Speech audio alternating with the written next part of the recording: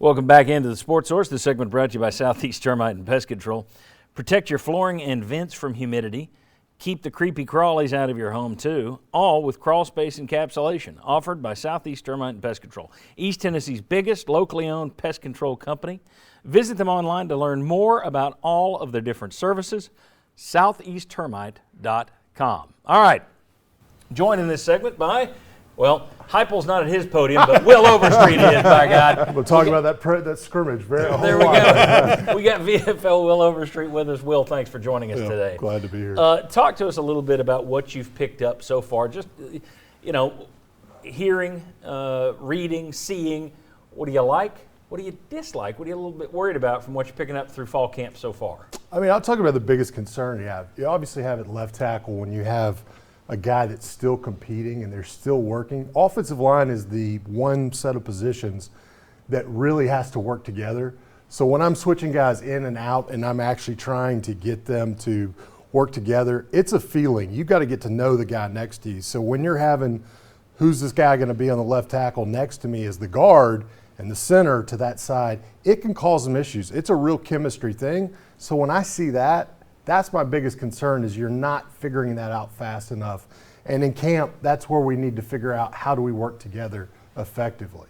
Anything you like that you're hearing, or is it's hard to really buy into anything? Yeah, because you always hear this guy got 15 pounds and this guy got 20 pounds, and it's like, well, did you slow down? I mean, that's the thing. You've had a linebacker a couple years ago, now plays at Alabama. He gained 10 pounds. The next year, he'd bounce off people that he was knocking down the year before, and he got a lot slower. So I always take it this, it's the hype. It's just like how the fans do it. You get a lot more games. If you can't see a lot of the practice, then you take what you can see, and that's just looking at guys' bodies. But we always had a saying, looks like Tarzan, plays like Jane. So it can still be that case no matter how much a guy gained. All right, very good. I tell you what, Ross, let me let our camera guy scoot out for a second here. I've got to give cues because we now have a Steadicam on our show that I'm learning how to use, he's learning how to use, director's learning how to use. The last shot of last week's show saw him walking in front of a camera. That's my fault. So that's why I said, Ross, just walk out. We trust you. You're one of the family here. We're not putting on airs on this show. Thoughts about what Will just talked about, guys. The whole, Jalen Hyatt is the perfect example. He looks so much better. Yeah. He's big. He's done all this stuff. Okay, great. Let's see him against Ball State. I mean, I'm like Will. I don't necessarily buy into all the hype you get in the offseason with these guys' body changes. I want to see it from Jalen. He played a little bit as a freshman, quite a bit as a freshman, and then kind of fell out of favor last year.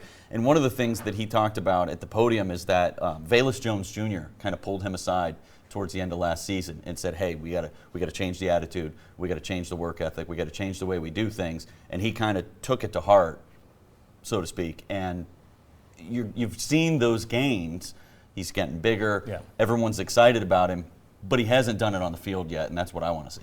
Yeah, the translating of what they're talking about, of his work in the offseason, is one thing for Velus to reach him, but then he had to apply it in the offseason. Right. So saying all the right things, the focus is there, the drive is there, the opportunity is there. The example of Cedric Tillman is there. I mean, it's really in place for him, but we have to see if that does translate. The weight thing, he wanted to get to 190. He hadn't been able to get past 180-ish, so it's hard for him to keep that weight on. He said maybe by the time the season starts, 187, but we got to see it in those games to really know. And you got to say who's going to line up opposite Cedric Tillman, right? Right. Because defenses, everybody knows, they're going to be focusing on him. They may have somebody over the top. They may try press coverage, whatever it is. You got to have somebody on the other side that also the opportunity is there big time to take advantage of that. Let's get Chris. Let's get 6 on Will here. We'll stay in the wide shot here as we talk to Bob. Bob, you ever heard a coach or let's just say coaches in a preseason camp talk about, man, all our guys are fat and flabby. They didn't do the work this summer. It looks like crap out there. Nobody's taking a step forward. None of the guys have gotten better. You ever hear that? Oh, yeah, my high school coach. I mean, that's a pretty common theme. But and I was getting ready to say that exact same thing. You hear about this guy's taking it to heart. He's getting better. This guy's taking it to heart. He's getting better. typically, I think those guys do when they put it out there in front of everybody and say he's working harder, he's getting better, he's improving this, he's improving that. Okay, I think typically they do, but it's always 2 or 3 guys. Okay, what about these other ones?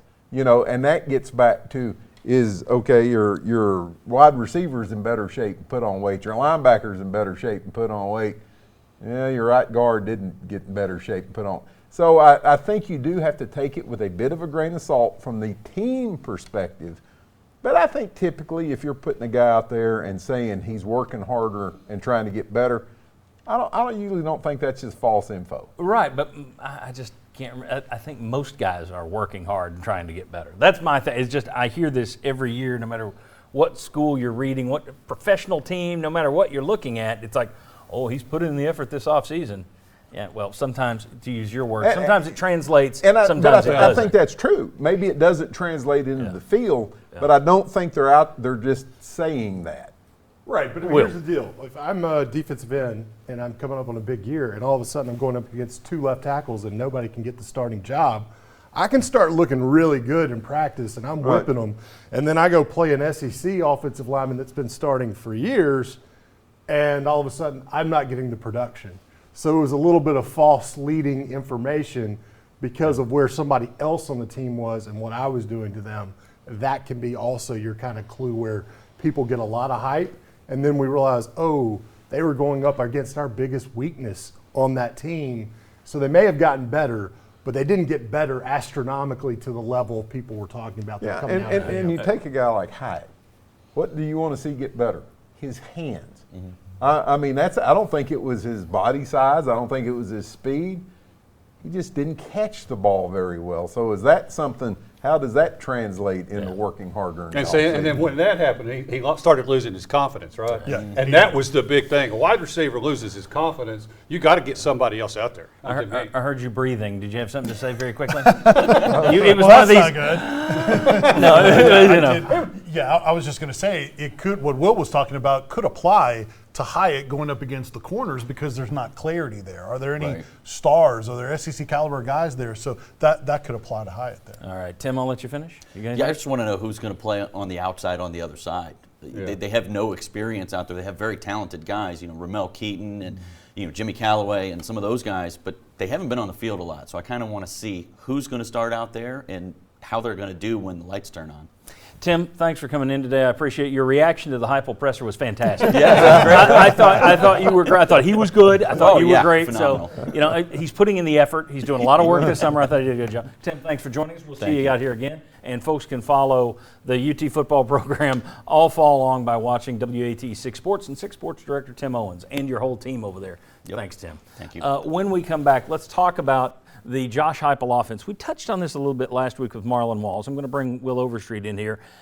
Some more numbers. Looking back over 4 years, when we come back, is this offense doing to the defense what we thought it would do? Was that overblown, the fact that you'd wear them down? Do the numbers bear it out? We'll discuss that. Come on back on the Sports Source.